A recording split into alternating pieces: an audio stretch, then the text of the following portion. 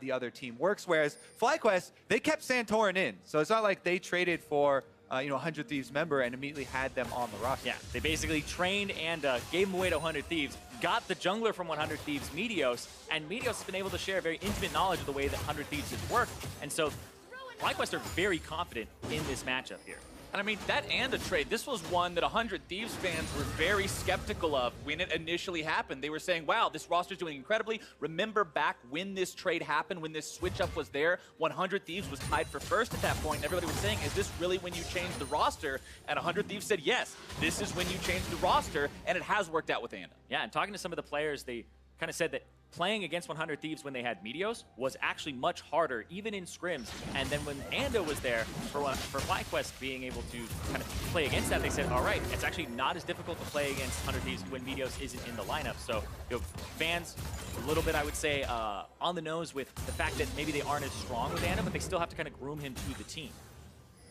See how this lane plays out here in the bottom side. You can see Cody-san on that Tristana up against the Kai'Sa. So much hyper carry potential down here in the bottom lane, but both of these teams throughout the course of Summer Split have very low first blood percentages towards the bottom lane, so I feel like we probably won't see anything too spicy down here with these two just wanting to scale. Yeah, it is an interesting thing to look at here, right, with the teams, because the bottom lane is going to be so important for both of them later into the game. Both of these champions do scale very nicely, and there are a lot of globals that will come online when the ultimates become accessible for FlyQuest, that they could possibly go down there. Beforehand, though, it will have to be, just some big plays from these supports. The supports are the ones in control of the crowd control down here on the bottom side, and they have actually both been leaders for their teams. Yeah, JJ came in. Remember, FlyQuest actually brought him on, and then it's like, oh, there's this change in the bottom lane. They started popping off as soon as he joined the roster with the combination that even pulled bans of Tahm Kench, Varus taking away the Braum. The first 3 things that 100 Thieves did aside from the Rumble ban was basically focus the bottom lane in draft. Mid lane, Keen finds some good damage down onto Ryu there with that Talia early on, but you're not going to see too much else just yet. Remember the Talia and Nocturne combination. This is something that every time you see these two champions drafted on the same team together, you want to see them roaming together. You want to see these two as this duo making life hell for the side lanes whenever those ultimates are up. Bottom side, JJ just gets a couple of slaps down onto Afro move, but walks himself back away. Yeah, he was trying to break the freeze here, but you can see 100 Thieves, they've got Cody-san back in place in time. It is Tristana, so you have uncontrollable explosive shot that is going to do AoE damage, but it can keep the minions close to his turret for a decent amount of time by just last hitting there. Meanwhile, we do have Santorin going for a lane gank here, pre-6 on Nocturne. You can see by the map that he has cleared all of his camps, so that's the only reason he's going for this. He's not losing out on much efficiency. As soon as his Krugs do respawn, the highest value camp on the map, he goes right over to do that, and he should just finish up his clear, trying to get to that level 6, get access to that ultimate you're talking about for making an impactful game. Yeah, and the question is what's going to happen here after those Krugs? Because the Scuttle Crab on the top side is coming up soon, and both junglers have looked at the top side because of that. Right there, Flame spotted him. Anda's into the top lane. Flame quickly flashing away from this one. Still going to have to try to get out. Still gets stunned up. Rupture onto Anda, knocking him up into the air. Counterattack comes in from Santorin. The 2v2 continue for now. Someday going to be taken very low. Stun coming down onto Santorin now. Someday still have to walk away. He finds the bellows breath into the first blood for Anda. Don't underestimate the shield, but Keen actually roaming up the river now. We're not done, Captain Flowers. Can Keen find revenge here? Someday is healing up through the potions. Anda's gonna be taken low, flashes over the seismic shove, make sure he doesn't give a return kill, and 100 Thieves get out clean. Yeah, went up there, went after the person who had flash still, because Anda was able to body block, but that's still an advantage there. First blood going over to Anda, off of basically making the same move that Santorin did, but Someday has a little bit easier gank assist in the top side. Now we got the 2 versus 2 bottom lane. Afreeca taken pretty low. Another fight here mid. These guys are scrapping all over the ring. Yeah, that is one of the earliest first bloods that we have seen for 100 Thieves. Them being able to turn that back around, I guess, in the counter gank, as Santorin got a little too amped up with the extra attack speed off of his spell shield block. Was very important for them. The kill went over to Anda on the Sejuani. He could play the front line, get a little bit tankier, quicker, and now they're just trying to face off over the Scuttle Crab. Scuttle fight! Four-man crab fight!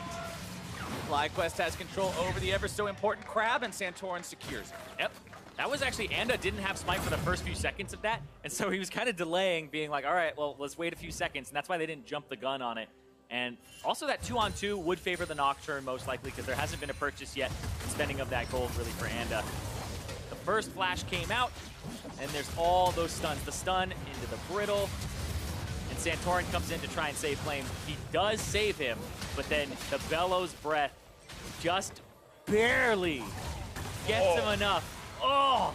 And Someday has been so good this split. This is another play by him on the edge, baiting in, playing with his cooldown. One more second on that sucker to come back up. He turns it immediately around, talking in coordination there with Anda, and they pull it off. That was Someday, their top player, and Anda, the guy that you talked about just joining the team and then having to meld with him and move him onto the team, has worked out pretty nicely. Someday really just has been top tier throughout the entirety of this split. Remember the performances, not only, we're seeing him on the Ornn, we've seen him on tanks, the carries that we also talked about a little bit during Champions, like when we saw the Ornn locked in. This was the man who held the line 1v4 as a Jax in a funnel comp where he wasn't the funnel. This is the guy who has made this team find successes in places where normally only failures would live. And even the fact that 100 Thieves ended the regular season lower than last split, but their performances from Someday were incredible. They were night and day. Last split, he was the tank guy. This split, he's playing everything. He was able to play the bruisers, play the counter matchups, pull the things out that people didn't think were even good,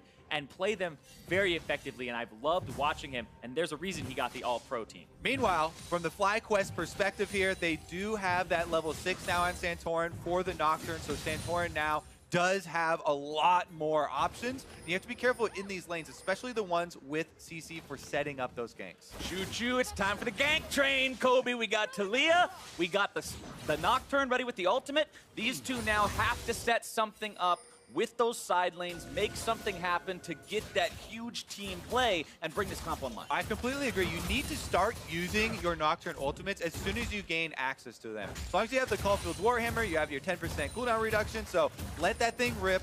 Try and get some sort of advantage in lane. Count the cooldowns. I mean, Flash would be only down on top side, but I think there's a lot of good options bottom side as well. Yeah, you can either go for the gank top lane because Someday doesn't have Flash, or you can try to track Anda and go after the Sejuani and get him because he doesn't have the Flash either, and I feel like you don't really want to play to the top lane. You want to play to the bottom lane here for FlyQuest, but the issue is that Someday has teleport and Flame doesn't. So if you make a bottom lane play, there's a big map advantage for 100 Thieves. Advancing into the enemy jungle now, Anda trying to contest this blue buff here, saw that Santorin was doing it, decided to move up, drop down a control ward of his own.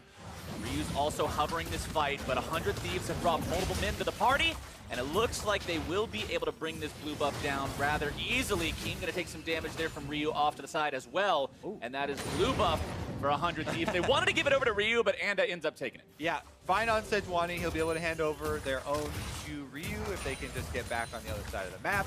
But that was pretty much all off of the pushing bottom lane there. Codysun and Afra move, shoving in this lane, so they have priority. They can rotate up and help with the invade. And look at all the vision for 100 Thieves after the play as well. Yeah, all that bottom lane vision, which will set up a potential break, and that's why Anda's playing to that side. But also, TP advantage from the top lane because of the fact that that gank came through. So even if they decide to fight that on FlyQuest side, Someday had backed up, he would TP in, and it would just be a really bad fight for FlyQuest to take. So because Flame died, they had to see that. But now there's a bottom lane play here. 100 Thieves really want to go in on this one. Whip one of the Sejuani ultimate, but here comes the Nocturne ulti counterattack as well, just trying to buy some time, keep these guys blind. Into the fight they go, and there's the seismic shove. Santorin gonna grab the kill onto Ryu. FlyQuest have found one hell of a counterattack, and they go 3-for-0. Triple kill Santorin. That's the other thing about the globals and the semi-global ultimates. They are great for countering dives like that. FlyQuest completely flipped the table over. 100 Thieves are going to lose out not only on those kills, on the dive, but on the dragon as well. And you were talking about it as soon as it was locked in, Kobe. The Talia for Keen, popularizing it in the jungle, making it basically showcasing the fact that this champion can be insane. And right there, that wall was picture perfect for that game. And Nocturne's one of those champions that needs to stay ahead of the curve of the game. Sejuani, you've always got CC. Nocturne getting ahead like this is great. Yep, right here, Wild Turtle, the dodge out on the ultimate was huge. And then the Nocturne denying vision, everybody's like, retreat! Now there's a wall there that you weren't able to see come in because of the denied vision. They had no idea that they were retreating into that. It groups them all up into this little funnel position. Great seismic shove from him. Huge collapse there from FlyQuest. I think the idea from 100 Thieves was a good idea, but the execution there, especially with the teleport timers, a bit of a desync there. They should have known that they didn't have very much time to actually execute that dive with, because they're dealing with these two, semi-global ultimates. Yeah, and watching Someday in that replay, he had tried to back up, but the Nocturne ultimate, you can't TP during those 6 seconds. And by the time the dust had settled and Someday was ready to TP in, the triple kill had actually already happened. Yeah, you have to preemptively say, we're going all in on this bottom lane.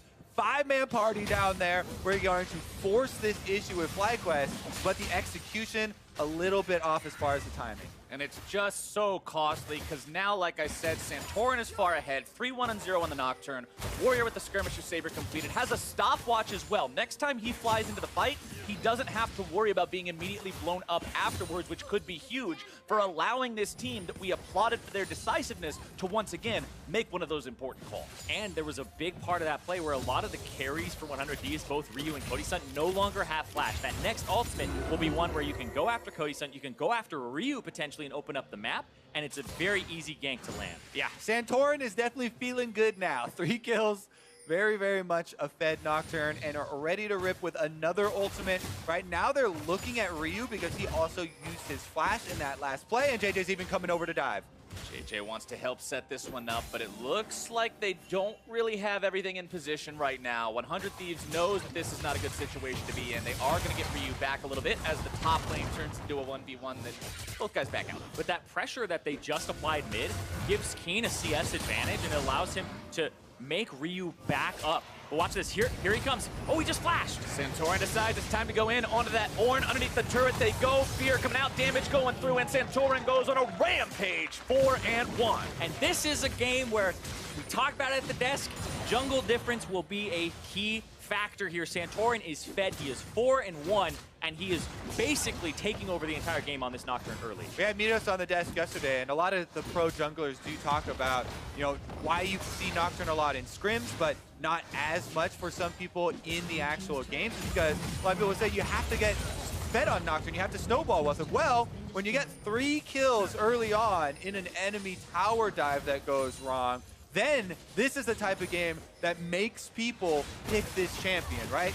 Very easy to execute. Just pop the ultimate. He has plenty of damage to back it up since he's gotten so many kills. And now they get the turret, plus Rift Herald very low. 100 Thieves will run Ryu up towards this, but I doubt he'll have a whole lot to say unless he gets some sort of a weird and very lucky steal. That's not going to happen. Keen sticks around to pick up the eye. But here comes the Ornn Horn. Keen's knocked up into the air, and he'll be sent back to the spawn platform. 100 Thieves pick one up on the back. You got the eye. Worth it. That's one where you got to pick it up. Maybe get a turret in the future. But, yep, a lot of ultimates used there to get him to Sejuani as well as some days. But they didn't get the cleanse out of Keen. So he flashed. No cleanse was burned there. So the next Sejuani ultimate, he'll still have a way out of it. And off of that, we have 100 Thieves making the early rotation here. They swap Cody-san and Afreeca up to the top side. Tristana try and just rush down this turret. With the extra time that FlyQuest spent on this Rift Herald, it wasn't just that Keen went down there. Everyone had desync recalls, so they won't be back out on the map, and it will be an extra turret over to 100 Thieves. Well, they actually don't stick around to finish it because they do have deep vision. Yeah, because they also are a little worried of Santorin potentially lane ganking with an ultimate here, because it's coming off a cooldown right now, and he's level 10. He's got a lot of damage behind him. He's going for a Black Cleaver build here, which would work quite well against the Ornn and the Sejuani, but it's not that bursty build that you see. It's not the Chad build, the solo kill. Does give you a bit more health to survive if you're facing a lot of tanky champions on the other side, and it's difficult to actually find your target. But here's another look, and again, if the enemies get a kill on you when you're getting the eye, and if 100 Thieves have been able to finish the turret afterwards, due to everyone on FlyQuest having late recalls, then it wouldn't be worth it, because usually you don't get much more than a single turret with your eyeball. Right. But they weren't able to finish it off, so we're still up in the air on this one. And there's a possibility, there is always a possibility of getting multiple turrets with an eye if you make a big play first. Those are the ones you like to see, right? Saving onto that big cooldown until you have a really good opening to get a lot with it. And even though the eye was picked up on the side of FlyQuest, they have not used it yet, still have it ready to go. There it is. But importantly, here we go. Shelly. That will, there we are. kill the turret. I think it'll take it really low. It'll take it very low. And if they get some damage on it ahead of time, you can hit the eyeball once.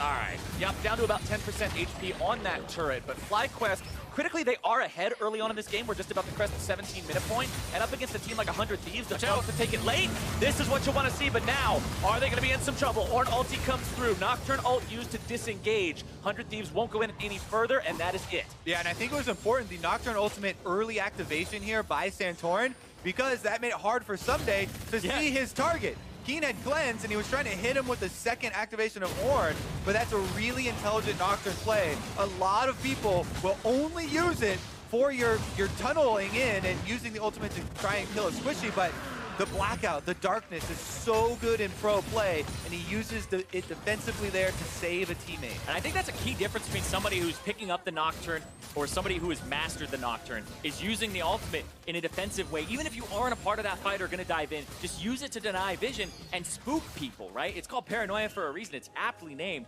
because you can also make it so people they start playing around their AD carry as soon as that's blown, because they're waiting and trying to think that you're going to go in and waiting to counter. Well, off of shutting down the 100 Thieves play in the mid lane, FlyQuest did take their second Cloud Drake of the game. 100 Thieves respond by finally finishing off the last bit of HP on that top lane tier 1 turret that Cody was working on earlier. So it is an objective trade at the end of the day once the dust is settled. Cody-san with that Stormrazor working now on the next item, trying to scale up when that's done. And as we do start to enter the mid game here, with towers falling on both sides, we get to look at what these teams actually want to do with their champion profiles here. Of course, FlyQuest, now there's more room for them to try and take advantage of the Taliyah wall and Nocturne ultimate combination. Santorin hitting level 11 now, rank 2 Nocturne ultimate. He still is the fed one on the team, and he's going to get more cooldown reduction with that Black Cleaver build to try and really keep up the pressure in these side lanes. Whereas 100 Thieves, they want their tanks near their carries so they can protect them, and it's a lot more simple to execute, and it's a lot more kind of the history of this team, right? They were built on protect Cody-san style when he's on, later game carries. And I love what you're talking about, Kobe, because it's that macro versus mastery once again, where 100 Thieves, the macro-based team, they'll play around Cody-san, they'll move this big cannon around, be like, there's a turret, knock it down, and then protect it and escort it to the other lanes. And FlyQuest, it's that mastery. Keen on the Taliyah, Santorin on the Nocturne here, showing that they have full understanding of these champions and their execution behind them. And that's what's going to make the difference here for FlyQuest, because they have a gold lead in the early game here, and they are down in turrets. They are up in Drakes as well. But the question is can they actually stop Cody-san from coming online as a Tristana? At the same time, we're talking about Cody coming online, Tristana scaling, everything's great there. Let's not forget about Turtle, who's on a champion that scales incredibly well at the same time. And remember Cody's words about not being worried about FlyQuest because he went 0-6 against them and still won? He still went 0-6 against them, including multiple solo deaths to Wild Turtle. Well, he set that bar for himself, right? You set a very low bar. I just have to do better than going 0-6 and we'll win. I'm not quite sure that that's actually true because, as you point out, Kaisa here is very close to Rageblade as well, and once Turtle gets that, they can delete targets so quickly by jumping on them and hitting them with any form of crowd control that 100 Thieves really are going to have to watch their positioning. That's why you can see Afreeca calling for Anda to group up with them when they go for this vision. Yeah, and they need to get this turret quickly. Popping the cleanse to keep himself safe yet again. Second part of the Ornn Horn will knock him up in the air. Santorin will try to defend this one along with Keen, but they won't be able to hold it any longer.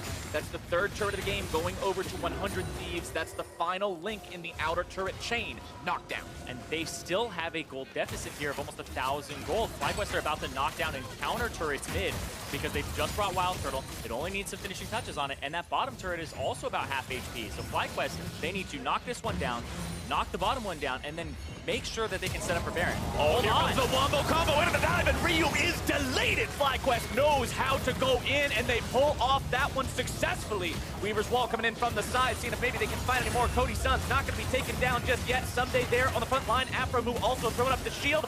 Knocked back into the team a little bit further, though. Still gets himself away. No summoner spells expended, excuse me, as FlyQuest walks out 5 minutes strong. And it's JJ on the Alistar. Such a huge pickup for this FlyQuest team. They have found so much success with this guy. He makes the call, pulls the trigger with the tower dive. They execute it, and they get out in time for the reset here. I mean, the guy won Academy last split. I mean, he has a banner up there because of it for FlyQuest, and this was so fast. That's a snap engage. Ryu even has flash, but is just too quick on the execution. And actually, Flame landed the Rupture first with Cho'Gath, so you're mentioning the flash. I mean, as soon as you see that Rupture, I think Ryu should have flashed out of there. As soon as Flame had that under his feet, he was a bit greedy trying to walk out of it. He wouldn't even been able to walk out of it. And then JJ's like, there's definitely no way you're getting out of here. As he went in as well. So definitely credit to Flame as well with the Rupture to start it out. But that is now 5 kills for Santorin. As much as a bunch of kills just went over for minion kills to Ryu, all the kills for FlyQuest are literally on Santorin on this Nocturne. And that is cool for the Nocturne. As you get super late into the game, it's not necessarily the best distribution of gold, but for the mid game, it can be very powerful. Every kill in this game is on a jungler, Kobe. Look Hell at 100 yeah! Thieves. And it's got all the kills too. It is jungle this game so far in terms of who's cashing in on the kills. I feel like I'm the only jungler who doesn't like getting the kills. Because you're trying to play you're over here trying to play Mr. Team Player. Don't worry, I'll help my team. Kobe and I are trying to 1v9. You guys help your team by carrying. Yeah, exactly. I want other people to carry. But hold on, Keen. In lane, Keen keeps himself alive through the Ornn ultimate. TP gonna be coming in from behind these guys. Santorin goes in, utilizing the stopwatch. Flame gonna be going after them 2 into the back line now as well. JJ trying to knock up 1-1. Someday still gonna be tanking, goes into a stasis of his own, stun down onto JJ. More damage coming through from Keen now onto the side, throwing out the threaded volleys, almost getting himself knocked up into the air. Flash away as Ryu goes forward, looking to find the damage, grabs JJ. And FlyQuest still continues retreating. We'll see if they can find anything, but it looks like they're done. Ryu holding onto his flash from before, doesn't use it in a defensive manner. He wants to get the kill with it. He flashes in, and he gets some payback there. Money off of JJ. And now 100 Thieves are looking at the Baron. They found their way into the pit. They're knocking down the control wards. They're not going to go for the play just yet. Instead, going for the TP. Looking to punish FlyQuest for sticking around here, seeing if maybe they can make anything happen instead. Now, Ryu's back onto the map. Has full HP. Just went back. Shop. TP'd in. Now it's Baron attempt for 100 Thieves. Yeah, starting up the Baron here. They just threw down the blue trinket, so they know that it started. Santorin is so low that this is a bait to turn, and most likely they see 3 there. They don't see the 2 in the bush. It was not scouted there in the pixel. Yeah, Santorin is so easy to kill. No flash, no ultimate on Nocturne. Extremely low health. 100 Thieves, though, they can't take it down quick enough. JJ does arrive. It's a very slow Baron take from the Thieves. Weaver's Wall comes out, will be blocked up by Afro. Move good Unbreakable there to make sure that doesn't go any further. FlyQuest stops the Baron attempt, and they don't lose anyone for it. And that was some really good patient play from FlyQuest, not to completely lose your mind in that situation. So many times at that stage in the game, it's completely dark. You don't have vision on Baron. They're on the Baron. You feel the need, to put a stop to it. But the patience here from FlyQuest pays off big. Not only do they stop the Baron, but they can also pick up the Drake afterwards. Call me a conspiracy theorist here, but this feels like FlyQuest having Meteos being able to be like, how do they like to play? This is how they're going to play. These are the bluffs that 100 Thieves like to throw down, and having that type of knowledge of play style is so helpful, because FlyQuest showing that type of patience is uncharacteristic of them in the middle of the split. They demonstrated more of that later, and right here, speaking of patience, Ryu, he got feared by the Nocturne. He had a Cho'Gath flash at him. He holds on to it the whole time. Like you said, Kobe, the patience that Ryu showed here, spreading the E and then the flash combo to get JJ. JJ going down there. The one death throughout the entirety of that whole massive fight goes the way of 100 Thieves. That's the first kill this game that's not on a jungler, so I guess every good thing must come to an end, Kobe, but extra money on Ryu is always a good thing here for 100 Thieves. If you look at the damage charts from the last fight, though, it's Keen's Talia that we were praising earlier that once again shows up, landing so much damage with those consistent volleys. And you talk about all the kills being on the junglers, and if you examine the last team fight, Santorin, this guy with all the kills for FlyQuest on the Nocturne, went in onto Ryu and got him to half health, but Ryu still got to stay in the fight. Santorin had to flash out afterwards, and this is a problem that you see develop later with Nocturne picks in pro play, the team fighting. But here we go. FlyQuest deciding to go after Someday. Is that going to be the pick? Yes, it is. Flame takes him down first and foremost, but now onto the front line. The Cho'Gath's also going to suffer as Afreeca and the rest of 100 Thieves retreat back into the jungle. Cody Sun off the side, ready for the flank if they need him. 100 Thieves trying to regroup, get themselves back in position, but FlyQuest has priority over the mid lane. Deciding to use the ulti to get them into a defensive position onto the tier 2 turret. A couple more auto attacks will take it down. Turtle makes sure with that one is now FlyQuest has to get themselves out, but they're deciding to re-engage. JJ is going to be on the front line and left for dead as FlyQuest heads out. JJ went for the headbutt pulverize, but he got stunned by the Braum stun as he was Wing, so you can't Q, and it headbutts him out of Keen's W. Keen had the knockback coming, and then he knocks him out because of the stun. Yeah, JJ, he was caught there with the slow from Braum Q and didn't want to use his flash defensively. So even though he dies there, he decides to turn and try and go for the headbutt play. I still like keeping this very important cooldown for Alistar in your flash for a possible bigger reward of a team fight soon to follow. Here we go, though. They annihilate Someday here with the true damage from the Beast, but Cho'Gath falls right afterwards, so it's completely evened up. And that was another one where Santorin uses the ultimate, denies the vision, and then right here, this is the play where JJ, he gets marked, and then you see him get stunned. I believe it procs right as he W's in. So Cody Sun's hitting him once, twice. Oh, it doesn't actually. Oh, what? He just missed the Q. Okay, interesting. Was that? I'm very unsure on that because it looked like he got stunned. There was a bit of a stutter there. But either way, either way, goes in. He gets taken down. And that's the second kill of the game for Ryu now on this rise. You can see the Seraph's Embrace, the Morello Nomicon both completed. Still has a stopwatch ready to go for stasis. And when you looked at Someday in that fight and how quickly he evaporated, look at the itemization. It's Frozen Heart, it's a Chain Vest, it's Abyssal Mask, which yes, has some health on it, but overall you are very vulnerable to the true damage from this Cho'Gath. Definitely true, and he hasn't fixed that problem yet. Here they're on Baron right now, Keen with the wall. Wait, Keen Weaver's wall's 100 Thieves away. Baron's still gonna be taken down pretty quickly, but it's not gonna be quick enough to get Flame. Spike came out, Flame gonna be trusted to take this one down. Beast goes through. Now can FlyQuest get themselves away without too much punishment? It's Flame on the front line that's likely to sacrificial Cho'Gath, taking himself over the wall. Ornn looking to use the ulti, maybe grab somebody else. Not gonna find the knock-up with that one. Santorin still looking to get away. Spell Shield keeping him alive for now, but it will not block the shot. Shut down for Cody Sun. And true to form for 100 Thieves, it is Cody Sun picking up these kills. Red buff on Tristan at level 15 now. They get to push for turrets afterwards, even though the Baron buff picked up by FlyQuest. The turrets to 100 Thieves. What is the price of a Baron? That is the question that FlyQuest has to answer as 100 Thieves march down the mid lane. Inhibitor turret number 1 is gone. Inhibitor will not be contested. Keen will try to just throw some spells in there, but they won't be able to hold it. And that Baron start from FlyQuest, they thought that they'd be able to just 100% get it there. They had the tempo advantage. The Keen wall was great to set it up, but then FlyQuest, they get caught by all of the chase that's available to 100 Thieves. It is a really good example of why Ryze, a very low win rate champion for solo queue, is so highly prized in professional play, with the Realm Warp allowing that chase. Now they're re-engaging. JJ goes in, but he goes in very far forward in front of the rest of his team. There's not the opportunity to really follow that one up too well, and FlyQuest just ends up backing away. Yeah, Flame cancels the teleport there.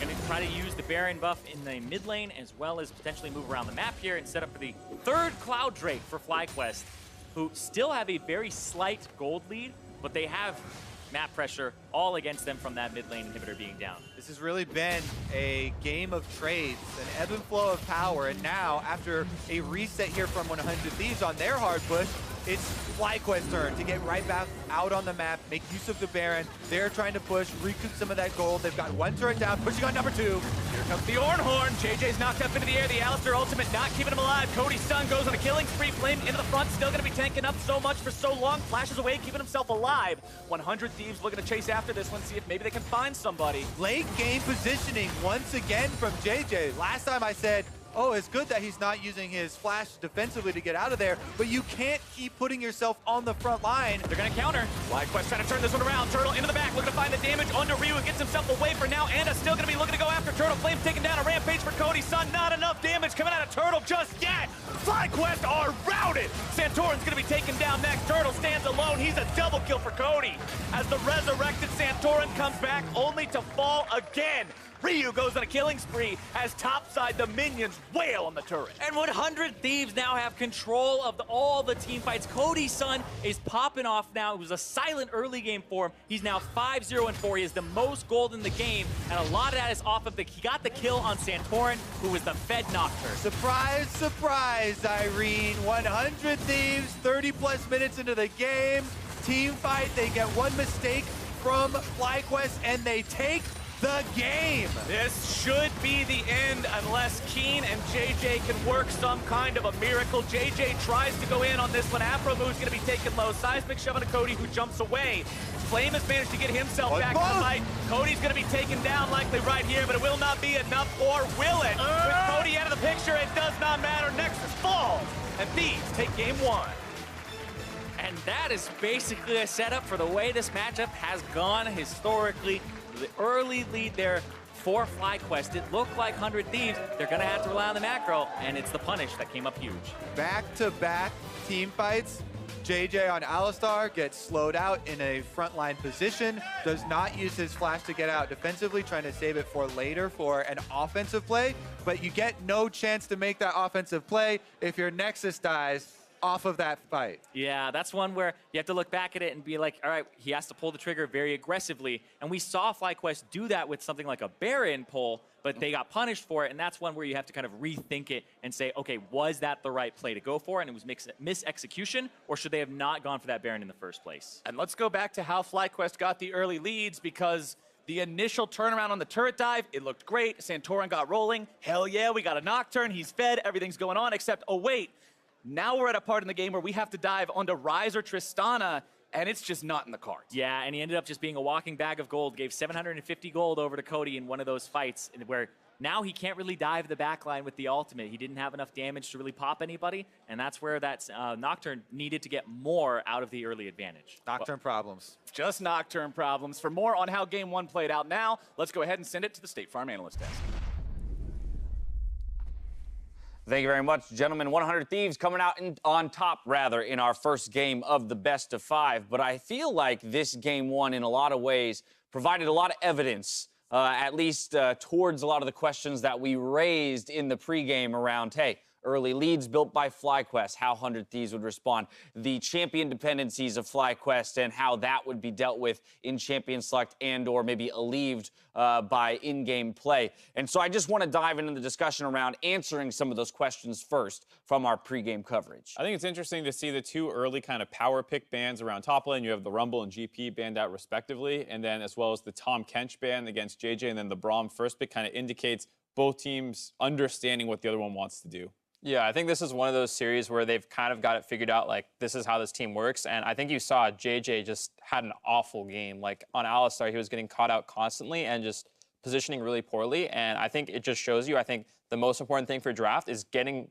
Tom or Braum for JJ. So I think next game you're going to be seeing them trying to get that. Yeah, I'm hoping that 100 Thieves just bans those two things on red side and just kind of dares JJ to play something else. The other thing about this game is I thought Sedge was actually going to be a power pick in this series, so I didn't like the Nocturne from Santorin. Sure, it started 5-0, and you can make the argument that if they would have played properly, it would have won, but I just like Sedge more for them when they have a tank look from Santorin. And also Ryze is a mid lane power pick in this series, I think, as well, and Ryu looked really comfortable on that champion. It's a weird game where, like, I actually liked FlyQuest comp in a lot of ways. I felt like they had the scaling advantage in both the marksman and top lane tank position, which is usually 2 times where I'm like, all right, so you should have a pretty good front line and you should have a really good back line. But I don't feel like with those Alistar mistakes where he wasn't going in at the right times that they were able to really convert those. And, of course, the other big part of this is the fact that all these advantages by FlyQuest were kind of keyed off of a big mistake by 100 Thieves. Yeah, I thought this was a really interesting point in the game because both teams were kind of stuck into not doing much because of the threat of the bot lane dive and the shove, and when 100 Thieves did pull the trigger, because FlyQuest had been holding Nocturne out, they were able to turn it. I thought that was well done by FlyQuest. Right. Early advantage picked up by FlyQuest. How should they have closed out that game? Because we talk about having early leads and maybe some difficulty in the macro game of closing, but if you've got a fed Nocturne, what are the steps that need to be taken to actually win this game one? I think decision-making wise, they were making fine decisions. Yeah. It's just like, watch this, like JJ is going to end up ahead of the rest of the team and gets focused down because unlike Braum and Tom Kench, you have, I think, less defensive tools outside of just your ultimate. Yeah, I mean, I think with Nocturne, you want to be abusing the side lane a lot more, and I think it's good for FlyQuest to abuse the Cho'Gath win condition here, but it just goes horribly wrong and they lose an inhib out of it. So I think these teams, it's going to come down to mid-game a lot, like who can get the better mid to late game team fighting. When I see 100 Thieves team comp with really straightforward, easy engage with Sejuani and Ornn, and I see Braum with when it's a hypercarry versus hypercarry situation, I'm going to give the game to 100 Thieves. Like, you're not seeing these teams like going straight out the gates, taking an early game lead and just snowballing the game. No, it's going to be one of those series where every game is going to go to like 30 minutes. It's going to go to mid lane, 5v5, like, you know, playing that like slow fighting style, and the first person to make a mistake is going to lose the game for their team. And I think that you're going to keep seeing that happen over and over. If I'm FlyQuest's coach, I'm going to say, how can we get JJ, Tom Kench, or Braum? And if I'm 100 Thieves and I ban Tom Kench and Braum, I think 100 Thieves is going to go away with another win because I think FlyQuest is definitely going to choose blue. Yeah, and when you say first team to make a mistake, you're meaning first team to make a mistake post 25 minutes, yes. Right? Because the early game advantage was granted the FlyQuest. And to your earlier question, Dash, I do feel like the Baron play was the right idea. It just falls down to execution. And the fact that Cody Sun got the shutdown gold on the Nocturne kill, and he got, I think, multiple shutdown golds throughout the game, really put him ahead to be able to be that late game carry. And that's one of those things where FlyQuest is just, it's a hard loss to take in that sense because they're like, okay, we should have done this, but we just should have done it better, right? And I feel like that's a lot of FlyQuest losses. Yeah. Is in a position to win, making some intelligent moves or making the right decisions, executing just under, you know, the degree that's necessary to come away with that victory, and then how do you actually stomach and metabolize that loss or actually pull a learning out of it to go ahead into game two and say, now if we do this, we will win? I don't know if it's too early to start going for big adaptations, but you don't have to do tank versus tank in the top lane. I think the early bans that both of them kind of opted into, FlyQuest and say we'll start dropping those, and then we'll start playing like the GP metagame where like we pick GP, so we have the scaling advantage, now you need to punish it. You can do some stuff like that. Now, before we reframe the discussion towards game two, it's playoffs, and lots of veterans talk about the postseason buff that pushes pros to make an outplay or a split push to victory. Then there's the buff that makes a teammate just want to say, I'm helping, presented by State Farm. In this game versus 100 Thieves, Keen makes the wall that grants his teammate Santorin an early game triple kill. Let's take a look. Yeah, I'm turning right. Here we going on? Rookie fight. I'm on rise, I'm on rise, I'm on rise, I'm on rise. I'm on rise, he's 1 HP. Go, go, go. He's ignited, he's ignited. Looks really good. It's really good, yeah, looks really good. Wait, go, go, go. We kill them all here. He's gonna flash, Look for Tristana. That's really good. No. Great play to secure an early advantage. Unfortunately, they can't capitalize on that advantage to ultimately take the victory. So now looking more closely at game two and what adjustments should be made, I'll let you guys know that FlyQuest has elected to remain on red side. This is their choice. Chat. Top of show, you said blue side is so important. The win rates for both of these teams on blue side are through the roof. So how does this make you, how does this make you feel? Red side's better on the Jack, it makes me feel better about my 100 Thieves prediction, Dash, I'll tell you that. TSM wanted red side. TSM won on red side. So I know. There is strategy around there. I think if they would have taken Sejuani instead of Nocturne there, they could have had the better 5v5. They still got Kai'Sa, which could give them a better late game carry. There's things they can do on the red side to do an improved version of this. But the reason I don't like it is this, to me, says they have a pick that JJ can play. I was going to say, there's no way you get Braum or Tom Kench on red side as FlyQuest. Right, because 100 Thieves has already shown they're willing to first pick Braum. So maybe they're going to ban Braum as well, drop one of their other bans, and think they're going to get, like, Rise Sej as the 1-2 or something. So it could work. On the season, they're 3-9 red side, 7-1 blue side. So that's bad. That sucks, sure. But if we're talking about red side counter pick on top lane being very important, as well as the fact that red side has the advantage of last picking first phase a top laner then double ban encounters against it, you can drop that GP ban, which I think they had, or maybe it was the Rumble. One of those two they had on that side. And you put the Braum in there instead. You go for one of these power picks you're talking about, Sej Rise, and then you can go your solo lane, last top, just take it and double ban if you need to, or you can save counter pick if the other side's doing it. They can do more in the draft than we saw in that one. So I'm willing to entertain the red side, I guess is what I'm saying. I don't love it. I really don't understand why, because I think they could have gotten the Tom or Braum on blue side, but on red side, if they're going to stick with that, what I want to see is them putting Santorin on like Sejuani, like we're saying. I think the Nocturne's okay, but I think them having a team fighting engaged tank, way better. Try and get Flame on the counter pick carry, and then don't put JJ on Alistar again. Go for the Shen, because that's a pick that a lot of people are doing in LCK, even in other regions where when people pick Braum, they go Shen, and I think that's way better. If you get Flame on a carry and Santorin on a tank, now we're talking, but their red side win rate is abysmal. Like, why? Just get Tomcatcher Braum on blue side. Like those strats we hadn't seen yet. It's the red side winning strat. More questions raised. More questions and curiosities raised by FlyQuest picking red side, but I'm sure we'll have some answers soon enough as we return for Game 2. See if FlyQuest can tie up the series after the break.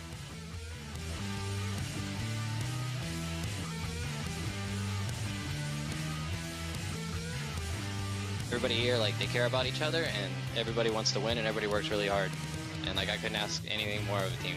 Stun coming down onto Santorin now. Someday still have to walk away. He finds the bellows breath into the first blood for Anda. Into the fight they go, and there's the seismic jump. Santorin gonna grab the kill onto Ryu. FlyQuest have found one hell of a counterattack. I'm pretty set now. Take it so. Nice. Tries to knock up with that one. Santorin still looking to get away. Spell shield keeping him alive for now, but it will not block the shot. Left side, come left side. Hey, Cody, you can jump. I got the Kaisa. side. Kick Kaisa. I got you. Back to the fight. Cody's going to be taken down likely right here, but it will not be enough, or will it? With Cody out of the picture, it does not matter. Nexus falls. Welcome back to Assist of the Week. During a heated match of 100 Thieves against Echo Fox, 100 Thieves tried to solidify their lead by tower diving Dardoch. It wasn't enough, and 100 Thieves gave Echo Fox the chance to go on the offensive. With an excellent knock-up by Smoothie and a slow from Hooney, Echo Fox locked down 4 kills. Watch out, Alistair. He's only at 1,000 health, but they're gonna get that first kill, a shutdown. The kill goes over to the mark to Kindred.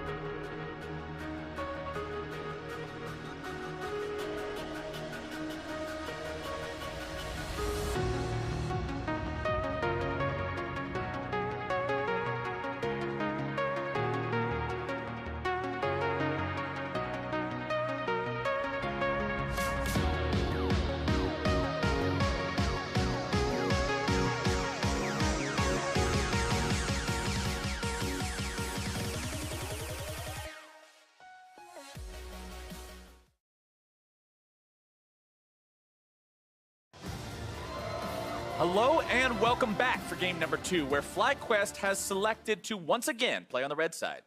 I cast the best of 5 yesterday, and that one was everybody on the same side for every single game. And FlyQuest, it feels like they said it came down to execution, not so much the draft, I would guess, or the map positioning. But it is kind of how the series was expected to go. FlyQuest early lead, and then 100 Thieves being able to kind of macro it out. So I think having counterpick and people favoring red side because there aren't these perma bans anymore, and you don't even have to ban a Kali in this series apparently, I think it's a favorable side to have. And it's not like 100 Thieves showed anything out of the ordinary or even crazy in any sort of respect there. That was, 2 frontline tanks for themselves, Cody Sun in the back line, Ryu with a mid laner that can roam, has semi-global and Raya's Realm Warp as well, and they just played a very standard game for themselves going to that phase. Yeah, the only thing that I think is kind of interesting is the Tristana that came out from Cody Sun, which potentially makes you think about the Kai'Sa pick, maybe picking up Tristana for yourself since Varus gets banned away. So that's one of the things that I think may be considered here for FlyQuest as a change-up in the draft. Yep, the Varus being banned away, no surprise about that. It is Turtle's most played AD carry throughout the regular split. 5 games, 4 wins, pretty scary. But one thing I want to comment on, because we are seeing Kindred banned out first ban both games now by FlyQuest. Both of these junglers have played Kindred at least twice. It's 3 times for Santorin, 2 times for Anda. 0 wins. 0 wins between both these teams on Kindred, but they still respect the pick enough, they have to get rid of it. Yeah, I mean, it's a very snowbally pick. FlyQuest do know Anda and his playstyle very closely as well, so they definitely respect the possibility of one of those L's becoming a W, and they don't want it to be against them. A W is just 2 L's put together. Exactly. Wow, you just blew my mind, actually. Wait a second. Now, the same bans here from both teams. We'll see if it's the Braum first pick again, which would make sense. Yeah, I really do think that has been a very successful strategy against FlyQuest, and we'll see what JJ uses this time around. I mean, when you look at JJ's picks, throughout the 20 games that they played throughout regular summer split plus tiebreakers, it's 6 games on TK and 5 on Braum. That's over half of your games on those 2 champions, so if you're denying those, that's so much. An idea that was brought up a bit earlier on the desk was the Shen support that a lot of people have been using, and that's something that with the taunt, also giving an option for a defensive dash, I think could be very useful, right? Because we had multiple times in the last game where JJ, far up positioning, doesn't want to use his flash because it's so valuable on Alistar, but in doing so, dies, they lose a team fight, and this sort of thing kind of snowballs. Yeah, I believe there's only 3 champions that are considered support that have a free targeted dash in the game. Rakan, Shen, and then Pyke is the other one, where you don't have to have a target to actually do it, and you have the mobility necessary. So we'll see if he considers the Shen here, because I don't think it's actually that bad at all. It's actually quite good. And the Tristana, basically, it's exactly the same draft so far for both teams. It is the same draft all the way through. They're just running it back. FlyQuest is saying, okay, so far, it wasn't the draft, it was the execution. And right here, the Alistar was picked in this phase for FlyQuest. Now, the question is, do you actually pick Cassiopeia here for Keen to have a counter pick against Ryu? And maybe go for something like that in the draft, and that's the mix-up. But then you get Alistar banned against you, you potentially get Shen banned against you, and then you drop very far down in the support tree. Nope, they go with the Alistar. Again, they want to put JJ on something that has the ability to initiate, also has the ability to survive, doesn't have the ability to get out if you're in trouble. But we'll see how that plays out for him. All right, last time it was Trundle Graves as the bans here. Maybe Sejuani jumps up on that tree, maybe. I'm unsure. But maybe we'll just predict the whole draft here. Cassiopeia Gnar for 100 Thieves is next bans. Yeah, I mean, very well could follow the same case. But I feel like FlyQuest should be under a bit more pressure. That game, they had some unexpected things occur, but some of the unexpected things were to their benefit, right? The dive on bottom side and them turning everything around. They're still going to be faced with this issue. Later in the game, they have a Nocturne for their jungle, and 100 Thieves, at least so far, are showing the same composition. They could have double tanks once again. It becomes difficult for Nocturne. As you said, Tristana has a Buster Shot as well as Rocket Jump to self-heal, and Rise can pop his own shield, and we saw last time Santorin was unable to put enough threat down. Well, at least we've got a little bit of a change-up at the end of the draft here. It is the Azir banned away by 100 Thieves as opposed to the Gnar. So let's see how FlyQuest changes to deal with that. It looks like they are going to take the Cho'Gath here again if they decide to lock that one in. Yeah. 4 out of 4 picks the same so far for FlyQuest. This has been interesting here. The run back. Potentially Gnar for 100 Thieves is the change instead of having the Ornn, which makes them more 1-3-1 instead of 4-1. But I did think the Ornn was actually pretty decent. Yeah, it was big. Lots of good ults. Yeah. So if they pick the Ornn, all right, and Is it Groundhog Day? Wait a second. and then Sejuani. Deja vu. Yeah, pretty much. Insanity is happening right now, where they're like someday. Somebody's having a chuckle about this. It's just like, wait a second. Let's review, right? Because there are a lot of things that could have gone very differently from the last game. Even if all the champions are the same, I'm gonna go over last game. In the top side, something fortunate happened for 100 Thieves, where there was a counter game from Santorin. He overchased on the Nocturne. They got first blood off of it. Then there was the dive on bottom side, where 100 Thieves actually did not commit their teleport before Nocturne Ultimate went up, so they had a 4-man squad that then got collapsed on and counter ganks. We're gonna have the exact same champion, so now it's really just gonna be about those plays, and both of those plays, there were mistakes from the other team to bring it up, but again, it wasn't consistent throughout this whole game where a single team was just making a bunch of mistakes themselves, and that was obviously why 100 Thieves won or anything like that. So it's definitely going to have to be on FlyQuest to execute, because I think their composition is inherently more difficult to execute and to play to their win conditions with the squishier champions with more mobility. Yeah, and it's got a weaker fallback pattern, especially for somebody like the jungler here for Nocturne. He got a lot of those early kills. He wasn't able to snowball, and even though he was quite far ahead, R-ing into a team and just getting yourself killed when they're trying to be this death ball is not the way you win the game. So Santorin's going to have to find more unique ways to affect the game. And I think the Baron with the Taliyah wall was one of the ones that they had to look at and say, that was just something that maybe we pressured a little too hard and we should have just kept going with what we had. Well, you can see they've got the faith in the strategy. They're saying this is something that we clearly had too many errors on. It will work against this composition. We can run it back and find this win. And just what the desk talked about with how both these teams seem to have so much success on the blue side, the fact that FlyQuest elected to stay on red, on top of the fact that they also elected to play the same draft, they are very convinced this strategy is a winner. And a lot of the analysts were very convinced that they knew how this matchup was going to go. Turns out they were right, and both the teams are confident in those styles enough to repick the exact same things because they also feel the exact same way. Yes, that was our game. If you're a betting man, then you would go for 100 Thieves again, because I think they have the easier execution, as well as obviously winning that first game. And now we're on to the Rift for game 1B, where it's exactly the same composition.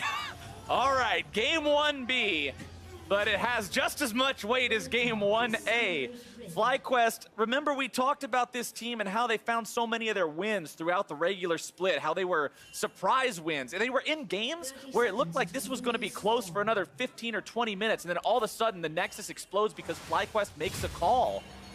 Can they find a win like that in the playoffs? Also interesting to see and examine if the lanes also push the same ways, right? Last time, bottom lane pushing early was a big point of power for 100 Thieves. They had to invade onto blue buff. They had full vision around the dragon. And this time, it is an infernal dragon, which could possibly, help out this damage building Nocturne and Taliyah style composition. And something that they have to consider is that invade on the blue buff in game 1 mattered because there wasn't a TP for Flame and there was one for Someday. So you'd have to re-gank the top lane. I wonder if this actually becomes literally like almost the same type of game. First ganks we see top, it's the same strategy. That would be actually hilarious if it ended up being that way. I love evolutions in jungler pathing from games that have a lot of other factors kept similar. That's one of the most difficult things about this game. There's so many factors that you're unable to control. So many things different from game to game. Yet this one is kind of close to a control group there with the other one, where we're going to have a very similar start here as well. Wild Turtle being able to get the early push on bottom side, actually, as the least for Anda allows him to stay on red side. You ever try something different in the jungle and have it actually be worse than what you did the first time? You're like, let me try this route out. And it's like, oh, that one actually is much worse. I didn't end up on the right side of the map. Oh, yeah. And that's something that I'm watching the junglers for here in terms of route, because Santorin's going to go do a full red side clear, I believe, to his Raptors, which will get him level 3 right here, and then he'll go to a Scuttle Crab, and he'll actually be ahead of Anda in terms of tempo if they show up at the same place. Yeah, Nocturne does clear a bit quicker. I should talk about something, too, that has emerged. A lot of jungle changes happen, you know, from season to season, even between seasons, and you have to keep up with all of the jungle notes.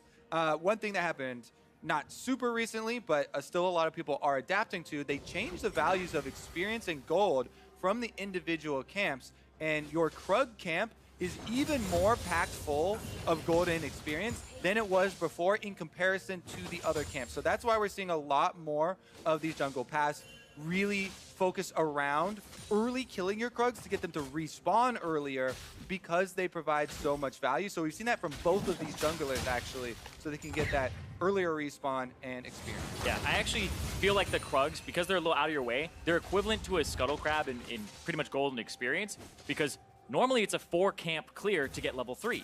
You can do a 3-camp clear and get level 3 with red Krugs and then Raptors, and then you show up at the Scuttle Crab at level 3, whereas most people show up level 2. So you usually go for that route if you feel like the other guy's gonna hard farm, or you feel like you don't want to run into that dude at Scuttle Crab because he's gonna be real mean looking and it's a bad jungle matchup. And Nocturne is very mean looking in crab fights, especially with lethal tempo. That champion is, for lack of a better word, a nightmare to fight over those crabs. Bottom side is 2 versus 2, Afreeca and Cody Sun. Doing all right for now. Gonna find the stun on the JJ on the back end of the fight. And speaking of Nocturne, Santorin has done the same route that he did in last game. And that was what caused him to end up on the top side of the map, where Anda also, you know, forced that gank on the top side, and we had that little interaction. So they are going to end up in a similar area. This time around, Anda has the benefit, you know, of his coaching staff and people watching the last game say, hey, Nocturne is doing hard clear, starting with that Krug side. And so he puts the ward down to see him pass this time. There will probably be less fighting this time as they have more information this time around. All right, well, as we don't see that play open up in the top side, we did get a sideline report. Ovely talked to Prawley about the draft. Thanks, guys. Talked to Prawley about that deja vu draft, and he said that the team actually prepped for changes, but after seeing similar picks come out from FlyQuest, he decided that they were confident to run it back for round 2. He said that FlyQuest as a team is never easy, but that they're pretty unpredictable. But since their draft had a few more problems in that first game, he's confident that 100 Thieves is going to take them down. Back to you. Bottom side, Afreeca getting stunned up there. A little bit of a good trade coming out for FlyQuest, who, as we just heard, 100 Thieves are saying, all right, we beat them once with this, why not just do the same thing again? Yeah, I definitely, you could tell that that was the mentality just from looking at the draft. Bottom side though, Turtle walks up and does get a possibility of a trade here. There's no ward for the Tri-Brush. JJ's eating a lot of damage from Cody, who got off, what, 9-10 auto attacks on him there? Yeah, that was a lot, and Anda's going to be on the bottom side after taking his Krugs, and just cycling the jungle now. He's going to go back and do his Raptors, and it's just going across the map in the way that you had cleared it, but there's a Scuttle Crab on the bottom side here, and that's where both bottom laners want to get that pressure early to kind of protect their jungler and allow them to hit an earlier 6. Early 6 could be very big, not just considering the normal impact of how good both those jungling ultimates are, but also because of the fact that if you can make a play, especially on that bottom half, you can grab the early Infernal, you can get your team going. Last time around, Cloud Drake, first Drake. Nobody cares too much about that. You kind of just sit it on a plate off to the side, let it get cold for a while maybe. It's not that important, but Infernal Drakes are delicious. And bottom side, JJ and Turtle decide to go forward towards Cody and Afreeca, now backing themselves away. Cody will be below half HP now. Heal expended in that fight. Yeah, the stakes have been raised a bit, right? Because we're coming up on the second blue buff spawn, and that is going to be the timing window that we had last game. Currently, though, no gank topside, so the teleports are matched. And with that bottom trade, it's forcing out the teleport here from Afreeca. We'll see if this actually changes his health positioning. And, right, oh, yeah, he's just trying to break the freeze, right? Yep. Afreeca's trying to pull these guys off to the side, and he's being a real bro for his support, making sure he doesn't lose these minions, and that he could potentially just have one caster minion is what he's going to end up with.